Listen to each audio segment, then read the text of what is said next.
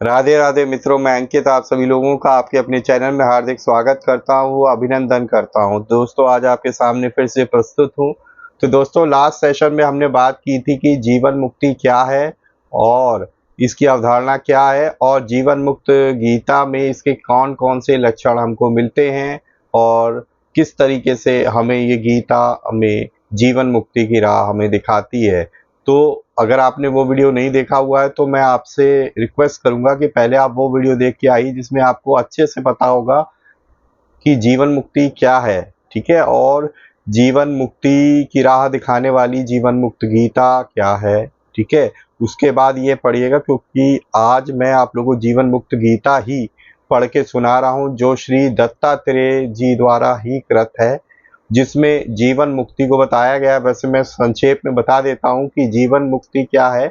तो जीवन मुक्ति क्या है कि हमारे पास ये एक विरोधाभास है कि मृत्यु के बाद जो हमें मोक्ष ही प्राप्त होती है, अगर वो हमें अपने जीवन जीते जी अगर हमें प्राप्त हो जाए, वो कैसे मीन्स एक स्वतंत्रता भास हो जाए हमारे अंदर और हम अपने मन को नियंत्रित कर सकें ताकि हम लोग सुख और दुख में एक समभाव की दृष्टि से ही जो है इस संसार को देख पाएँ।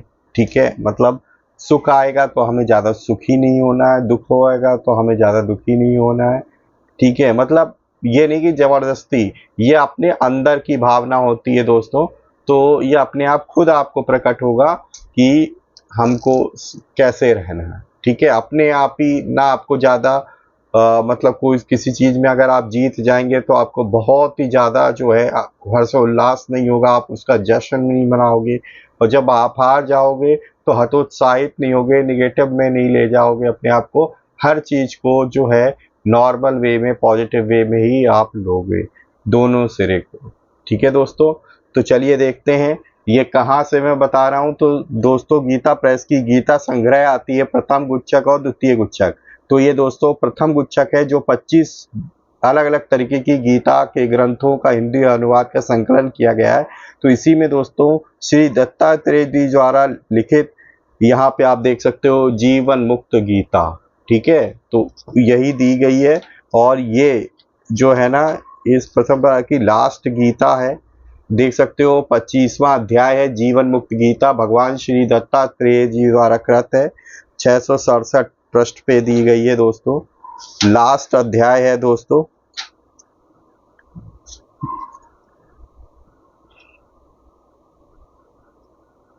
तो चलिए आज जो है मैं आप लोगों को जीवन मुक्त गीता ही पढ़ के सुनाऊंगा हिंदी में।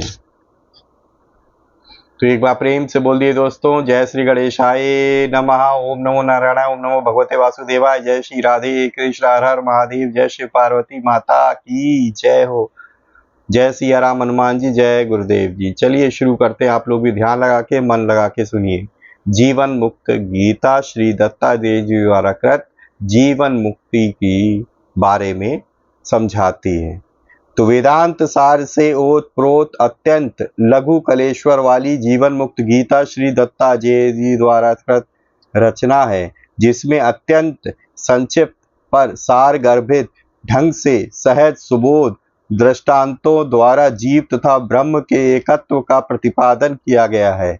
साथ ही जीवन मुक्त अवस्था को भी सम्यक रूप से परिभाषित किया गया है। इसी साधकोपयोगी गीता को यहाँ पे अनुवाद प्रस्तुत किया जा रहा है। तो दोस्तों मैं संस्कृत नहीं पढ़ूंगा, ठीक है, और मैं आपको हिंदी में सुनाऊंगा, तो आप ध्यान लगाकर मन लगा के सुनिए। अपने शरीर की आसक्ति का त्याग, देह बुद्धि का त्याग ही वस्तुतः जीवन मुक्ति है। ईश्वर के क्षमा करें, शरीर के नाश होने पर शरीर से जो मृत्यु होती है वह तो कुकर शूकर आदि समस्त प्राणियों को भी प्राप्ति ही है। शिव अर्थात परमात्मा ही सभी प्राणियों में जीव रूप से विराजमान है। ठीक है, इस प्रकार देखने वाला अर्थात सर्वत्र भगवत दर्शन करने वाला मनुष्य ही वस्तुतः जीवन मुक्त कहा जाता है। जिस प्रकार सूर्य समस्त ब्रह्मांड मंडल को प्रकाशित करता रहता है, उसी प्रकार चिदानंद स्वरूप ब्रह्म समस्त प्राणियों में प्रकाशित होकर सर्वत्र व्याप्त है। इस ज्ञान से परिपूर्ण मनुष्य ही वस्तुतः जीवन मुक्त कहा जाता है।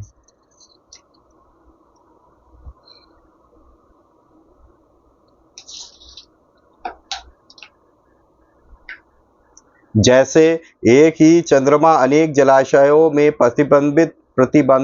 प्रतिबिंबित होकर अनेक रूपों में दिखाई देता है, उसी प्रकार यह अद्वितीय आत्मा अनेक देहों में विभिन्न रूप से दिखने पर भी एक ही है।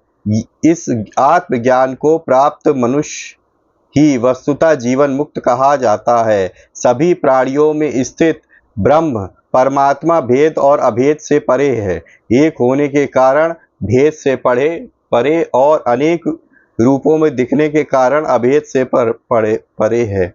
इस प्रकार अद्वितीय परम तत्व को सर्वत्र व्याप्त देखने वाला मनुष्य ही वस्तुतः जीवन मुक्त कहा जाता है। पृथ्वी, जल, अग्नि, वायु और आकाश, इन पंच तत्वों से बना यह शरीर ही क्षेत्र है तथा आकाश से परे अहंकार में ही क्षेत्रज्ञ ईश्वर शरीर रूपी क्षेत्र को जानने वाला कहा जाता है। यह मैं अहंकार ही समस्त कर्मों का कर्ता और कर्म फलों का भोक्ता है। चिदानंद स्वरूप आत्मा नहीं, इस ज्ञान को धारण करने वाला ही वस्तुतः जीवन मुक्त कहा जाता है। ध्यान से भरे एकाग्र चित्त वाला और कर्मेंद्रियों की हलचल से रहित अद्वितीय आत्म तत्व में लीन ज्ञानी ही वस्तुतः जीवन मुक्त कहा जाता है। जो मनुष्य शोक और मोह से रहित होकर यथा प्राप्त शरीर धर्म का पालन करता हुआ कर्म करता रहता है और शुभ अशुभ के भेद से ऊपर उठ जाता है, ऐसा ज्ञानी ही वस्तुतः जीवन मुक्त कहा जाता है। शास्त्र वेद कर्म के अतिरिक्त जो अन्य कुछ नहीं जानता तथा कर्म को ब्रह्म स्वरूप जानता हुआ संपादित करता रहता है, वही वस्तुतः जीवन मुक्त कहा जाता है। सभी प्राणियों के हृदयाकाश में व्याप्त चिन्मय परमात्म को जो जानता है, वही वस्तुतः जीवन मुक्त कहा जाता है। प्राणियों में स्थित शिव स्वरूप पर जीवात्मा अनादि है और इसका नाश नहीं हो सकता, ऐसा जानकर जो सभी प्राणियों के प्रति वैर रहित हो जाता है, वही वस्तुतः जीवन मुक्त कहा जाता है। आत्मा ही गुरु रूप और विश्व रूप है। इस चैतन्य आकाश को कुछ मलिन नहीं कर सकता। भूतकाल और वर्तमान दोनों ही